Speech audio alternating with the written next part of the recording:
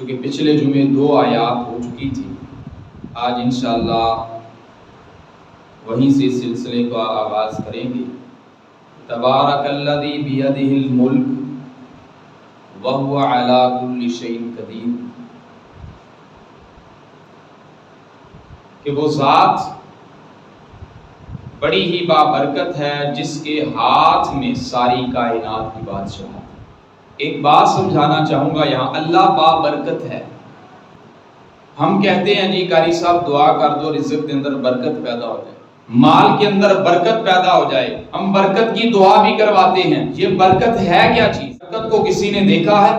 کیا برکت دکھنے والی چیز ہے؟ برکت نظر آنے والی چیز ہے؟ علماء کرام آپ کو تقاریر میں سناتے ہیں کہ زیادہ سے زیادہ صدقہ خیرات کیا کریں، اللہ تعالیٰ مال کے اندر برکت ڈال دے گا۔ زیادہ سے زیادہ غریبوں کے اوپر، محتاجوں کے اوپر خرچ کیا کریں، اللہ برکت ڈال دے گا۔ مدارس اور مساجد کے ساتھ تعاون کیا کریں، اللہ برکت ڈال دے گا۔ یہ برکت ہے کیا چیز؟ آپ نے علماء سے برکت کا لفظ سنا ہے، آپ برکت کی دعائیں کرواتے ہیں، آپ برکت کے حصول کے لیے یہ سارے کے سارے معاملات کرتے ہیں۔ جو تو دیندار لوگ ہوتے ہیں، جن کا دین کے ساتھ ایک رشتہ منسلک ہوتا ہے، جو دین کی تڑپ رکھنے والے ہوتے ہیں، جو علماء کی صحبت کے ساتھ بیٹھتے ہوتے ہیں، وہ تو اس طرح کے سوال نہیں کرتے جس طرح کے وہ لوگ سوال کرتے ہیں جو دین سے ناآشنا ہے۔ قاری صاحب دیکھو، میں 800 روپیہ میرے کو 1000 روپیہ ہے، 1000 روپے دے وچوں میں 200 روپیہ دیتا تے میرے کو 800 رہ گیا ہے، میرا 200 روپیہ تے غائب ہو گیا، برکت کتھوں پئی ہے؟ کچھ معاشرے کے اندر اس طرح کی لوگ باتیں کرنے والے ہوتے ہیں، اور اس طرح کی جو باتیں کرنے والے لوگ ہوتے ہیں انہیں ہم نے سمجھانا کیسے ہے؟ ہم نے انہیں ترغیب کیسے دینی ہے؟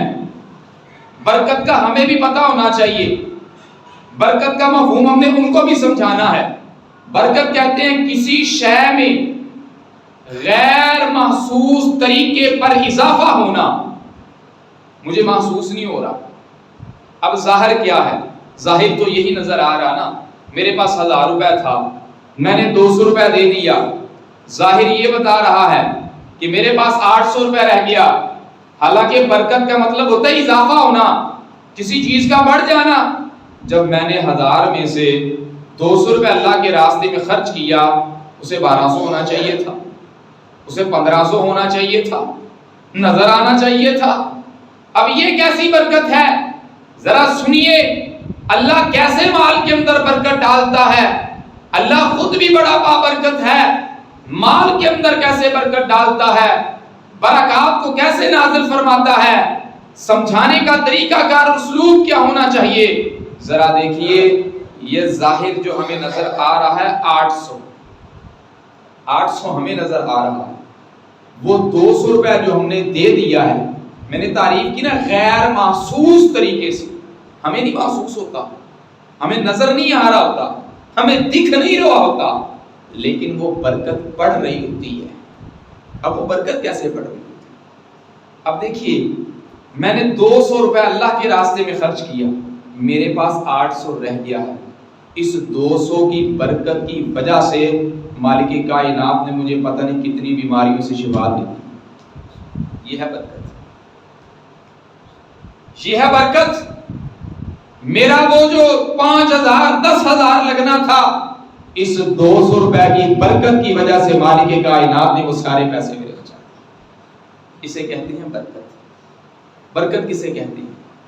اب میرے پاس 800 روپے رہ گیا، اللہ تعالیٰ اس 800 روپے کے اندر اتنا برکت ڈال دیتا ہے، یہ بازار 800 نظر آ رہے ہوتے ہیں، لیکن قدرت والا ان 800 کے اندر ہماری ساری ضروریات کو بھی پورا کر دیتا ہے۔ یہ ہے برکت جو ہمیں نظر نہیں آ رہی ہوتی، غیر محسوس طریقے اس کے ساتھ اضافہ ہونا، ہمیں نہیں پتہ چل رہا ہوتا۔ یہ ہے برکت۔ شاید جو تو نے اللہ کے راستے میں خرچ کیا ہے مال، اس مال کی وجہ سے مالک کائنات نے بہت سارے حادثات سے تجھے بتا دیا۔ یہ ہے برکت۔ حادثات ہو جاتے کتنی مشکلیں پڑنی تھی۔ یہ ہے، اس لیے اللہ بابرکت ہے، اور برکت کے حصول کے لیے ہم کہتے ہیں جی دعا کر دے مولوی صاحب برکت پیدا ہو جائے. تو برکت کس انداز کے ساتھ پیدا ہوتی جو ہمیں نظر نہیں آ رہی ہوتی. ہمیں کیا پتا ہمارے ساتھ کون سا حادثہ ہونے والا ہے، ہمیں کیا پتا کون سا بندہ بیمار ہونے والا ہے، کتنے ہمارے پیسے لگ رہے ہیں. ہم اخلاص کے ساتھ مالک کائنات کے راستے میں خرچ کر رہے ہیں، عرش والا خدا برکت ڈالتے ہیں.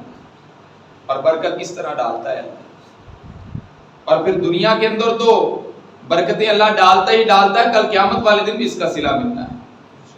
دنیا کے اندر بھی صلہ مل رہا ہے، قیامت کے دن بھی اندر صلہ ملے گا. اس لیے جب اللہ کے راستے میں خرچ کریں تو یہ نہ کہا کریں، جو بندہ کہے ہاں جی دیکھو جی میں 500 دیتا میرے کو 500 رہ گیا، میں نے تو گھاٹا پہ گیا، اسے آپ سمجھائیں اس طرح پتہ نہیں تیرے اس خرچ کرنے کی وجہ سے اللہ نے کتنی مصیبتوں آفتوں سے تجھے بتا. جو بہت بڑے حادثات ہونے والے تھے، اتنا پیسہ خرچ ہونے والا تھا، اللہ نے اس سے بچا دیا. یہ ہے برکت. آگے الذی خلق الموت والحیات لیبلوکم ایکم احسن عملا. میں نے بتایا قیامت والے دن موت کو بھی ذبح کر دیا جائے، کسی کو موت نہیں ہے. جنتی جہنم میں ہوں گے، جہنمی جہنم میں ہوں گے. اچھا دنیا کے اندر بھی موت ہم پہ آتی ہے، ہم ہر روز موت سے گزر کے آتے ہیں. دنیا کی موت کیا ہے؟ رات کو جو سوتے ہیں نا، یہ سونا بھی موت کی ایک کیفیت ہے، موت کی ایک حالت ہے. جب انسان کو پوری طرح نیند آ جاتی ہے، بچوں کو نیند آ جائے پیسے اٹھا کے لے جائیں کہیں جا کے لٹا دے، بچوں کو نہیں پتا چلتا. نیند چیز ہی ایسی ہے. وہ کہتے ہیں نا کہ ایک بادشاہ تھا، بادشاہ بڑا ظاہری بات ہے بادشاہوں کا رہنا بھی بادشاہوں کی طرح ہوتا ہے. اب وہ جو بادشاہ تھا وہ اپنے نرم ملائم بستر پہ سو گیا، اے سی لگا ہوا ہے، کوئی فکر نہیں ہے، سکون کے ساتھ لیٹا ہوا ہے، نوکر چاکر موجود ہیں کام کرنے کے لیے، کوئی مسئلہ نہیں. ایک طرف ایک عام سا بندہ ہے جو اس بادشاہ کے ہاں ملازمت کرتا ہے، وہ بھی سو گیا. صبح ہوئی، وہ بادشاہ کے دربار میں حاضر ہوا. بادشاہ نے پوچھا اس بندے سے بتا تیری رات کیسی گزری ہے. اس نے کہا بادشاہ سلامت، کچھ تو رات میری آپ کی طرح گزر گئی ہے، کچھ میری رات آپ سے بہتر گزر گئی. بادشاہ بڑا ہے یہ کیا چکر ہوا؟ میں بادشاہ یہ زمین پہ لیٹنے والا آدمی، اور مجھے کہہ رہا ہے کہ کچھ آپ جیسی کچھ آپ سے بہتر. بادشاہ بڑا حیران ہوتا ہے وہ کیسے، میں تو بادشاہ ہوں. اس نے کہا بادشاہ سلامت، جب نیند آتی نا تو بندہ فرش پہ لیٹا ہو، زمین پہ لیٹا ہو، بیڈ پہ لیٹا، اسے کوئی نہیں پتا چلتا. یہ جو میرے رات کا حصہ ہے یہ میرا آپ کی طرح گزر گیا. آپ چاہے اے سی میں سوئیں، میں کھلی فضا کے اندر مٹی پہ لیٹ گیا ہوں، اللہ کی سرزمین پہ لیٹ گیا ہوں، یہ حصہ میرا آپ کی طرح گزر گیا. اور بادشاہ سلامت، آپ سے جو بہتر گزرانا وہ حصہ تھا جو رات کی تاریکی میں اٹھ کے میں نے اللہ کی عبادت کی. یہ آپ سے بہتر ہے. نیند بھی ایک موت کی بہن کہا جاتا ہے، اسے موت کی بہن، اسے موت صغرا کہا جاتا ہے. موت صغرا، چھوٹی موت. جب انسان سوتا ہے اسے پتہ ہی نہیں. بچہ سویا آپ اٹھا کے کہیں بھی لٹا دے، اسے پتہ نہیں چلے گا آپ کہاں سویا تھا، کس نے اٹھایا، کیسے. نیند موت کی بہن ہے. جب آدمی بڑا ہوتا ہے پریشانیاں ہوتی ہیں، دیگر وسائل ہوتے ہیں، وہ دل و دماغ کے اندر وہی چل رہے ہوتے ہیں. کچھ تو بیچارے بزرگ وہ گولیاں کھا کے سونے کی کوشش کرتے ہیں، پریشان ہوتے ہیں، بچوں کی پریشانی ہے، گھر کی پریشانی ہے، رشتہ داروں کی پریشانی ہے، بچیوں کی پریشانی ہے، اس طرح وہ معاملات بنتے. لیکن جب نیند آتی ہے، اور واقعتاً نیند آتی، بندے کو کوئی پتہ نہیں ہوتا. اس لیے یہ نیند بھی موت کی بہن ہے. الذی خلق الموت والحیات لیبلوکم ایکم احسن عملا. احسن عمل کون سے ہیں؟ میں نے پچھلے جمعے بتا دیا کہ اعمال کو گنا نہیں جائے گا بلکہ اعمال کو تولا جائے گا. حضرت عبداللہ بن عمر رضی اللہ تعالیٰ عنہ بیان فرماتے کہ رسول اللہ صلی اللہ علیہ وسلم کسی آیت کی تلاوت کر رہے تھے، سورۃ الملک کی اسی آیت کی. جب کائنات کی امام یہاں پہنچے نا، احسن عملا، تو رسول اللہ صلی اللہ علیہ وسلم نے فرمایا ان احسن عمل سے مراد یعنی وہ شخص جو حرام چیزوں سے بچتا ہے اور ہر وقت اللہ کے ساتھ لگاؤ لگا کے رکھتا ہے وہ بندہ احسن عمل کرتا ہے. یہ احسن عمل, یہ خوبصورت اعمال. آگے اللہ تعالیٰ نے کیا بیان فرمایا الذی خلق سبع سماوات طباقا کہ وہ ذات جس نے 7 آسمان اوپر نیچے بنا دیے. الذی خلق سبع سماوات طباقا, ایک آسمان, دوسرا آسمان, تیسرا, چوتھا, پانچواں, چھٹا, ساتواں. یہ 7 آسمان اللہ نے بنائے ہیں. اب کیا یہ 7 آسمان ملے ہوئے ہیں یا ان میں فاصلہ ہے؟ اگر فاصلہ ہے تو کتنا فاصلہ ہے ذرا وہ بھی سنیں.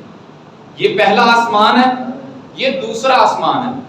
ایک پہلے آسمان سے لے کر دوسرے آسمان میں, تیسرے سے دوسرے سے تیسرے, تیسرے سے چوتھے, ان تمام آسمانوں میں اللہ نے فاصلہ بنایا. ان میں ہوا موجود ہے, ان میں ہوا موجود ہے. اور یہاں تک مفسرین نے لکھا ہے کہ پہلے آسمان سے لے کر دوسرے آسمان تک کا جو فاصلہ ہے وہ 500 سال کی مسافت کا فاصلہ ہے. پہلا آسمان پھر دوسرا, 500 سال کی مسافت کا فاصلہ ہے پہلے آسمان سے دوسرے آسمان. یہ اللہ تعالیٰ نے آسمان کو بنائے, 7 آسمان بنائے. آگے اللہ تعالیٰ نے کیا بیان فرمایا ما ترى فی خلق الرحمن من تفاوت. اللہ نے کہا رحمان کے اس 7 آسمان جو اللہ نے بنائے ہیں اس میں تمہیں کسی طرح کا کوئی فرق دکھائی نہیں دے گا. دیکھو اس نظام کو, اس کے اندر اگر کوئی فرق ہے تو بتاؤ. پھر یہیں پہ بس نہیں, اللہ نے چیلنج دیا, چیلنج. اور چیلنج کیا اللہ نے دیا فرجع البصر هل ترى من فطور, نظروں کو پلٹا کے پھر دیکھو آسمان, کوئی شگاف نظر آئے, کوئی نقص نظر آئے, کوئی خلا نظر آئے تو بتاؤ. اللہ تعالیٰ کے بنائے ہوئے آسمان ہیں, اس کے اندر کوئی خرابی نہیں, کوئی نقص نہیں, کوئی شگاف نہیں. میرا مالک تو ساری کائنات کو پالنے والا ہے. اس سے پتہ چلتا ہے کہ اتنا خوبصورت جو نظام بنانے والا ہے, نظام کو چلانے والا ہے, وہ کون ہے؟ کچھ لوگ نظریات رکھتے ہیں, اس طرح کے بھی نظریات رکھتے ہیں, کہتے ہیں دیکھو جی اللہ تعالیٰ نے کائنات کو بنا دیا, نظام کو چلانے کے لیے چیزیں بنا دی کہ کائنات خود بخود چلتی. اور کیا مثالیں دیتے, کہتے ہیں دیکھیں جی یہ گھڑی ہے. اب ایک مکینک نے گھڑی کو بنا دیا, آپ نے سل کو ڈال دیا, اب یہ گھڑی نے خود بخود چلنا ہے. اور اللہ نے ایک نظام بنا دیا ہے, اب یہ نظام خود بخود چل رہا ہے. لیکن ایسا ہرگز نہیں. اگر اللہ اس نظام سے ذرا بھی ہٹ جائے تو ساری کائنات کا نظام درم برم ہو جائے. یہ میرے اللہ اتنا عظیم خالق و مالک ہے جو اتنے بڑے کائنات کے نظام کو چلا رہا. ہم بھی تو نظام چلاتے ہیں, گھر کا نظام چلاتے ہیں, تو کہیں نہ کہیں خرابی تو ہو جاتی ہے. وہ فیکٹری کا مالک ہے تو وہیں کوئی نہ کوئی خرابی ہو جاتی ہے. لیکن اللہ وہ مالک ہے.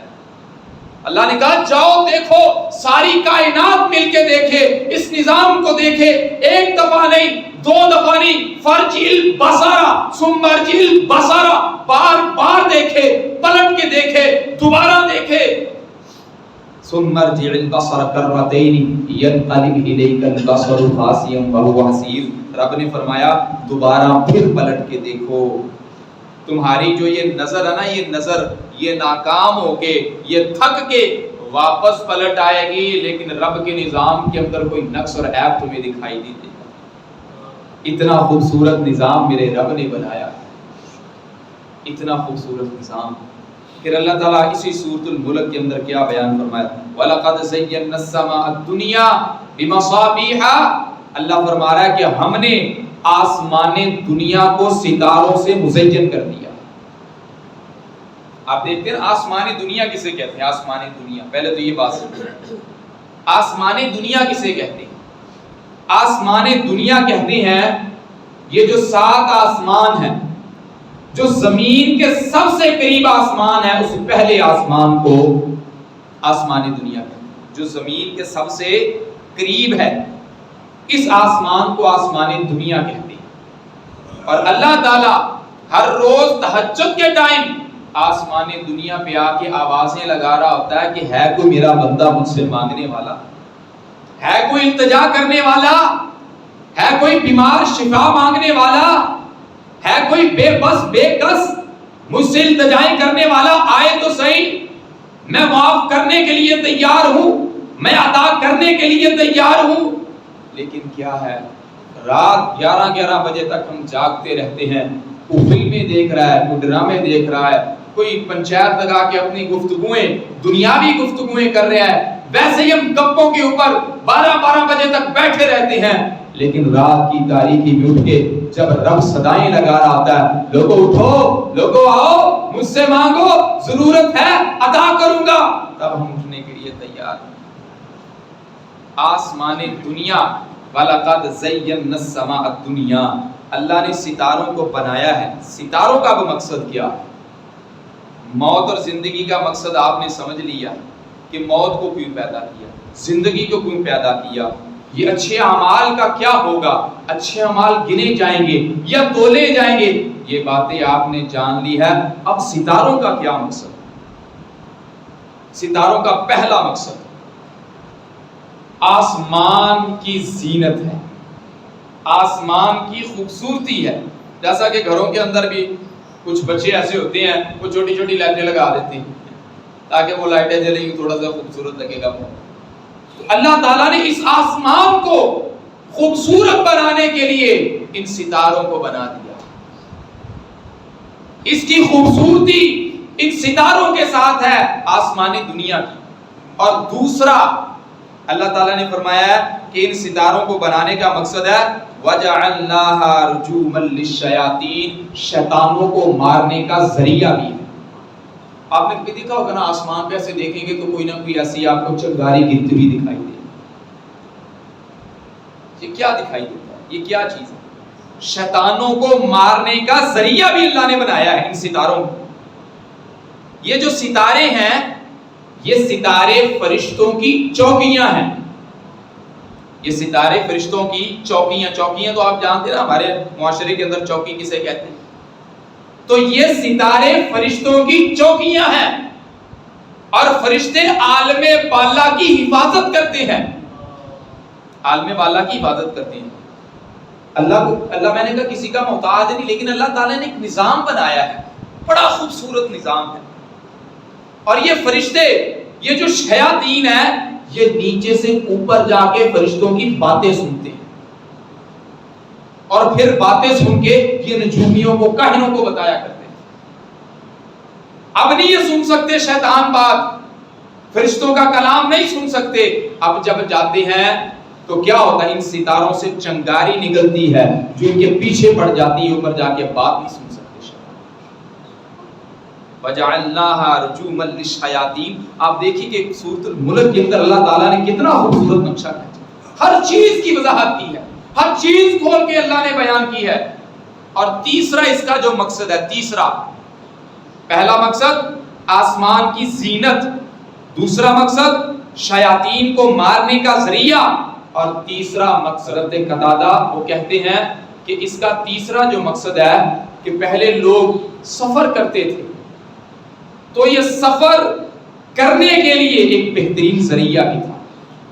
پہلے دور کے اندر لوگ ایسے سفر کیا کرتے تھے، ستاروں کو دیکھ کے، ان کی روشنی کو دیکھ کر، اور اس سے اندازہ لگایا کرتے تھے۔ تو یہ ستاروں کے مقاصد، آپ دیکھیں کتنا خوبصورت نظام مالک کائنات نے بنایا۔ ستاروں کا مقصد ہے، بغیر مقصد کے نہیں ہے، پہلا آسمان، دوسرا، تیسرا، یہ اللہ کے نظام بڑا خوبصورت اللہ نے بنایا ہے۔ ہر چیز کا مقصد ہے، کوئی بھی چیز بے مقصد نہیں۔ پھر اللہ نے آگے کیا فرمایا ہے، وَاعْتَدْنَا لَهُمْ عَذَابَ السَّعِيرِ، اور ہم نے تیار کیا ہے بھڑکتی ہوئی عذاب، بھڑکتی ہوئی آگ۔ ظاہری بات ہے جو اللہ کی اتنے بڑے نظام کو دیکھ کر بھی اللہ کے نظام کو نہ مانے، رب کو نہ مانے، اس کے لیے تو بھڑکتی ہے۔ اچھا، یہ تھی 5 آیات۔ میں نے پچھلے جمعے میں خلاصہ بتایا تھا کہ پہلی آیت سے لے کر 5ویں آیت میں اللہ نے کون سی باتیں بیان کی، 6 آیت سے لے کر 12 تک اللہ نے کون سی باتیں بیان کی، 13 سے لے کر 14 میں اللہ نے کون سی باتیں بیان کی؟ اب اگلا ٹاپک شروع ہو گیا، جو کفر کرنے والے ان کے کیا عبرتناک نتائج ہیں۔ اب یہ ہمارے لیے قابل غور اور توجہ باتیں ہیں۔ وَلِلَّذِينَ كَفَرُوا بِرَبِّهِمْ عَذَابُ جَهَنَّمَ وَبِئْسَ الْمَصِيرُ۔ اب اللہ نے کیا فرمایا؟ اور کافر اور وہ لوگ کہ جنہوں نے کفر کیا ان کے لیے جہنم کا عذاب ہے، وَبِئْسَ الْمَصِيرُ، اور جہنم ایک برا ٹھکانہ ہے۔ اب جس نے رب کے ان ساری نشانیوں کا انکار کیا، اللہ نے آسمان کو پیدا کیا، اللہ نے موت کو پیدا کیا، اللہ نے زندگی کو پیدا کیا، ساری کائنات کے نظام کو چلانے والا اللہ ہے، جو اللہ کے ساتھ کفر کرے گا وہ جہنم میں داخل کر دیا جائے گا، اور دنیا کائنات کا سب سے گندا اور برا ٹھکانہ قیامت والے دن جہنم ہوگا۔ آگے اللہ نے کیا فرمایا؟ اذا القوا فيها سمعوا لها شهيقا وهي تفور، جب ڈالا جائے گا ان کو جہنم کے اندر، سمعوا لها شهيقا، تو سنا جائے گا ان کا دہاڑنا، اور پھر تکاد تمیز من الغیظ، قریب ہے کہ پھٹ پڑے وہ غیظ و غضب سے، کلما القی فیها فوج سألهم خزنتها، جب جہنمیوں کو جہنم کے اندر ڈالا جائے گا تو جہنم کی جو نگران ہوں گے، اس کی نگرانی کرنے والے جو جہنم کے نگران ہوں گے، وہ نگران پتہ کیا کریں گے؟ وہ جہنمیوں سے پوچھیں گے الم یأتکم نذیر، اور تمہیں کوئی ڈرانے والا نہیں آیا تھا؟ اللہ کے خوف سے کوئی ڈرانے والا نہیں آیا تھا؟ کوئی سمجھانے والا نہیں آیا تھا؟ اب ڈرانے والے کون تھے؟ انبیاء کرام۔ ڈرانے والے کون تھے؟ علماء کرام۔ ڈرانے والے کون تھے؟ متقین، مومنین، جنہیں اللہ تعالیٰ نے دین کی صلاحیت دی ہے، دین کو سمجھ کے وہ دین کو آگے پھیلاتے تھے۔ اب مولوی جا تو آپ دجا کا کام کرتا، اب وہ سارا نقشہ اللہ آگے کھینچ رہا ہے۔ اب دیکھیے وہ جہنمی کیا جواب دیں گے جب وہ نگران پوچھیں گے الم یأتکم نذیر، اور تمہیں دنیا میں کوئی ڈرانے کے لیے نہیں آیا، سمجھانے کے لیے نہیں آیا، بتانے کے لیے نہیں آیا؟ آگے سے جہنمیوں کا ذرا جواب سنیے، قالوا بلا قد جاءنا نذیر، کیوں نہیں، ہمیں ڈرانے کے لیے آئے تھے۔ انبیاء نے ڈرایا تھا، علماء نے ڈرایا تھا، محدثین نے ڈرایا تھا، علماء نے ہمیں سمجھایا تھا، آئے تھے ڈرانے والے، تیرے عذاب سے ڈرانے والے آئے تھے، سمجھانے والے آئے تھے، فکذبنا، ہم نے جھٹلا دیا۔ اسی آکھا جا مولوی جا کے آپ دا کام کرے، ایویں لگا پھردا آپ دے کول آکھی نہ پھردا گلاں نہ قرآن سے نہ حدیث سے، چل جا مولوی آپ دا کام کر، میں کر لاں گا۔ فکذبنا، ہم نے جھٹلایا، ما نزل اللہ من شیء، ایسی چیز تو اللہ نے کوئی نازل نہیں کی، کتھے موت آنی ہے، کتھے عذاب ہونا ہے کی۔ یہ جہنمی کہہ رہے ہیں، ان کا خاکہ اللہ نے بیان کیا ہے قرآن کے اندر۔ وہ کہیں کہ خود اقرار کر رہے ہوں گے جہنمی، جی بتانے والے آئے تھے، سمجھانے والے آئے تھے، بتایا تھا نماز پڑھنی ہے، بتایا تھا زکوٰۃ دینی ہے، بتایا تھا مال کو پاک کرنا ہے، بتایا تھا جھوٹ نہیں بولنا، بتایا تھا سودی کاروبار نہیں کرنا، بتایا تھا رشوت جیسی لعنت میں ملوث نہیں ہونا، بتایا تھا سنت رسول کو نہیں کٹوانا، بتایا تھا کہ اللہ کی عبادت کرنی ہے، بتایا تھا کسی غریب کو تنگ نہیں کرنا، بتایا تھا کسی ہمسائے کو تنگ نہیں کرنا، بتایا تھا مخلوق خدا کی خدمت کرنی ہے، کسی کو اذیت نہیں دینی ہے، بتایا تھا گناہ کیا ہے، برائی کیا ہے، گندگی کیا ہے، نیکی کیا ہے، اچھائی کیا ہے، ہر چیز وضاحت سے بتائی تھی، لیکن ہم نے جھٹلا دیا، ہم نے انکار کیا تھا، ہم نے باتوں کو نہیں مانا تھا، ہم نے عمل نہیں کیا تھا۔ ان انتم الا فی ضلال کبیر، سب سے بڑی گمراہی، سب سے بڑی پچھتا رہے ہیں، آپ کو پچھتا رہے ہیں۔ اللہ نے پہلے ہمیں خبردار کر دیا سورۃ الملک کے اندر کہ لوگوں درست ہو جاؤ۔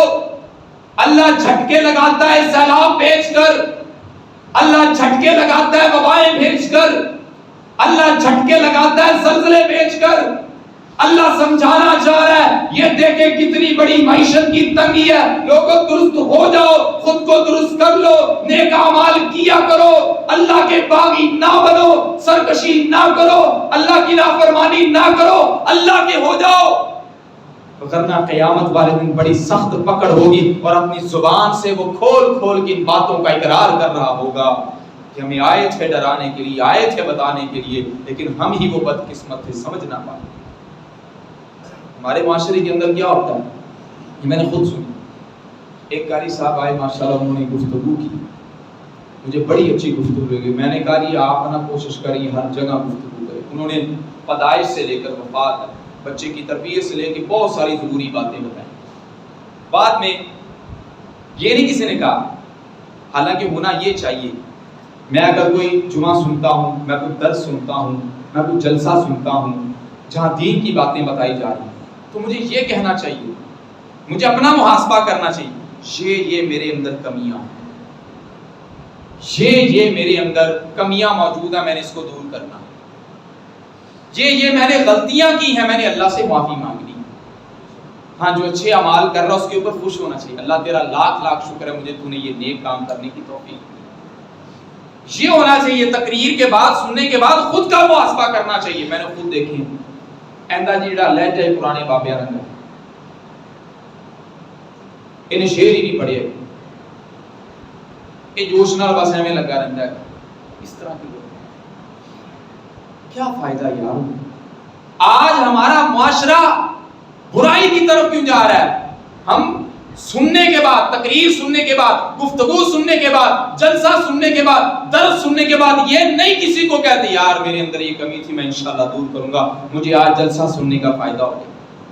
میں سننے کے بعد یہی کہتا ہوں کہ مولوی صاحب او فلاں مولوی دے نال او بڑی زبردست تقریر کرتا ہے، اوندا لہجہ بڑا کمال دا ہے، او پنجابی گفتگو کردا ہے کمال کر دیندا ہے، او فلاں اردو گفتگو کردا ہے کمال کر دیندا ہے۔ یہ ہماری ہوتی ہے درس جلسوں کے بعد بحث، درس کے بعد بحث، جمعوں کے بعد بحث، یہ گفتگو ہم کرتے ہیں۔ ہر بندے کا اپنا انداز ہوتا ہے، ہر بندے کا اپنا طرز عمل ہوتا ہے، یہ نہیں آپ نے صرف یہ دیکھنا ہے کہ وہ بیان کرنے والا کر کیا رہا ہے، یہ دیکھیں خود کو درست کریں، ورنہ کیا ہوگا؟ وہیں اقرار کر رہے ہوں گے وَقَالُوا لَوْ كُنَّا نَسْمَعُ، تو کہیں گے اگر ہم نے سنا ہوتا، اب سننے سے مراد کیا؟ او نعقل، سمجھا ہوتا، ہم نہ سنتے ہیں نہ سمجھتے ہیں، سنتے ہیں تو صرف کانوں کی چاشنی کے لیے، سمجھتے نہیں ہیں۔ اگر سواد آ رہا ہے بلے بلے کر دیتی مولوی صاحب نے جی کمال کر چھڈیا، ایک تو ٹائم ختم ہو گیا۔ وہ کہتے نا کہ ایک ماشاءاللہ مولوی ایک بندہ جلسہ سن کے گیا گھر میں، جا کے گھر والوں کو بتانے لگ پڑا کہ میں مولوی صاحب نے کمال کر دیا۔ گھر والے نے پوچھا آکھیا کیوں؟ کہندا اے نہیں پتا پر کر کمال۔ یہ آج کل ہمارا معاشرہ، خود کو سدھاریں، خود کو درست کریں، ورنہ یہ نہ وَقَالُوا لَوْ كُنَّا نَسْمَعُ أَوْ نَعْقِلُ، ایسے لوگوں کے لیے سمجھا ہوتا ہم نے اس بات کو تو پھر کیا ہے کہ مَا كُنَّا فِي أَصْحَابِ السَّعِيرِ، آج ہم جہنم میں داخل نہ، آج ہم یوں جہنم میں نہ ڈالے جاتے۔ آگے انشاءاللہ اس سے کا بقیہ حصہ انشاءاللہ اگلے جمعے کے اندر بیان کریں گے۔ وَمَا عَلَيْنَا إِلَّا الْبَلَاغُ الْمُبِينُ۔